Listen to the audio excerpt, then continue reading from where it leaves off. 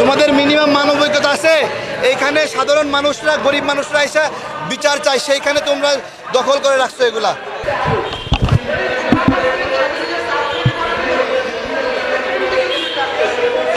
আজকে আজকে এই জায়গা প্রেস ক্লাবের গরিব দুঃখী মানুষের দাবি আদায়ের জায়গা।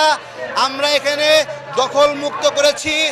আমাদের সবার কাছে আহ্বান, রাজনৈতিক দলগুলোর কাছে আহ্বান, পুরা দুনিয়া খান, কিন্তু মানুষের কথা বলার জায়গা প্রেস ক্লাব, এইটা খায়েন না।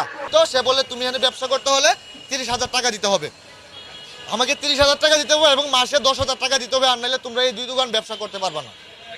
এটা তারেক বলছে আমাকে ফোনে। হ্যাঁ, তারেক। আর সে আইন জনতা অধিকারের কি সেটা বলতে পারি না। সে আগে গণ অধিকার পরিষদে ছিল, সে পাগল বইলা সে গণ অধিকার পরিষদ থেকে লাত মেরে বাইরে দিছে। সে এখন বিভিন্ন ধরনের পাগলামি করতেছে। আজকে মূলত আমি অসুস্থ, বাসায় ছিলাম, তো আমার ছোট ভাইকে এসে সেটা দোকান ভাঙচুর করছে। এই যে আমার দোকান, এই যে ভাঙচুর করছে, ঠিক আছে, আমার দোকান ভাঙচুর করছে এবং আমার অনেক মালামাল ক্ষতি করেছে, ক্ষতিগ্রস্ত হয়েছে। সিগারেট প্রায় আমার 15 থেকে 20,000 টাকার সিগারেট নাই হয়েছে, ঠিক আছে।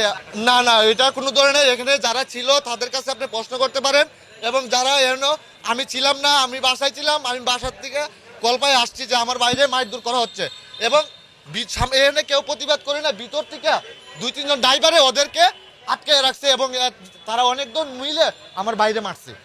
এবং তারপরে তারা, আমি বাসা থেকে আইসা দেখছি ওদিক দিয়ে পুলিশ প্রটোকল দিয়ে ওনাকে নিয়ে গেছে, এরকম একটা পরিস্থিতি দাঁড়াইছে। এবং আমার প্রায় 20-15 হাজার টাকার সিগারেট নাই হয়েছে, আমার অনেক মাল সামানের ক্ষতিগ্রস্ত হয়েছে। এটার বিরুদ্ধে আমি প্রতিবাদ জানাচ্ছি। অথরিটি কেউ দেয় নাই, আমি নিজের থেকে বসছি এবং নিজের দায়িত্বে বসছি। হ্যাঁ হ্যাঁ, আপনি, হ্যাঁ লিগেল, আমি আপনাকে বলি, আপনি লিগেলি যদি বসেন, আমি আপনাকে বলি, লিগেল যদি বসেন তাহলে আপনি বাংলাদেশে ফুটপাত অভাব নাই, এই 2টা দোকানের সমস্যা কেন? আমি আপনাকে বলি, বাংলাদেশে এই সাইড পুরো দোকান আছে, আপনি বাংলাদেশ এই 2টা দোকানের সমস্যা কি? হ্যাঁ, এই জায়গায় কাজ, সামনে জায়গা আছে, এই সারা জায়গা আছে, এই জায়গায় করেন। আমার দোকানটা কোথায়? সিঁড়ির নিচে এবং আগের করেছি। আমরা বসছি, আমরা গরিব মানুষ, আমরা কোথায় যাবো? আমরা তো একটা না একটা কর্ম করে খেতে হবে। আমরা যদি কর্ম না করি, আজকে আমরা রাস্তায় নামতে হবে, রাস্তায় ওই ছুটি দিয়ে টান দিতে হবে। আমার যখন পকেটে টাকা থাকবে না, তখন তো আমার মাথা নষ্ট থাকবে, তখন তো যে কোনো কেউ আমরা টান দিতে বাধ্য হবো। আমরা তো এখানে বসবো, আমরা যে তুলি, আমাদের টাকা পয়সা নেই, আমরা যারা আমাদের সমস্যা হচ্ছে তারা আমরা কিছু টাকা দিই, 1,00,000-4 লাখ টাকা দিয়ে আমরা অন্য জায়গায় ব্যবসা করি। আমরা আমাদের যতটুকু অ্যাবিলিটি আছে ততটুকু দিয়ে আমরা এখানে ব্যবসা নিয়ে বসছি। আমরা 4 লাখ টাকা দিলে আপনি এখান থেকে চলে যাবেন? হ্যাঁ, চলে যাবো। 4 লাখ টাকা দিলে আমি অন্য জায়গায় গিয়ে ব্যবসা বাণিজ্য খুঁজে নেবো। অন্য জায়গায় যাবেন? এটা কেমন কথা? আপনি একটা অন্য একটা গভর্নমেন্ট একটা প্রপার্টি এসে বসছেন উইদাউট কোনো পারমিশন, আবার বলতেছেন 4 লাখ টাকা দিলে চলে যাবেন। তাহলে আমার যত রুক্তি আছে অত রুক্তি আমি বসছি। পরিচয়টা? আমার নাম মোহাম্মদ সুমন। হ্যাঁ, এর বাইরে কিছুই করি না, সাধারণ কর্মী।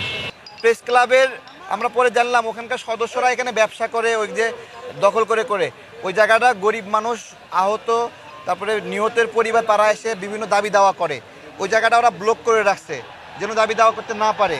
এই জন্য আমরা ওটা তুলে দিতে গেছিলাম। আমার গায়ে দেখেন তো কেরোসিনের গন্ধ পান, কেরোসিনের, আমার গায়ে ও কেরোসিন দিয়ে নিজেও মরবে, আমারও মারবে, এরকম একটা অবস্থা করছিল আজকে।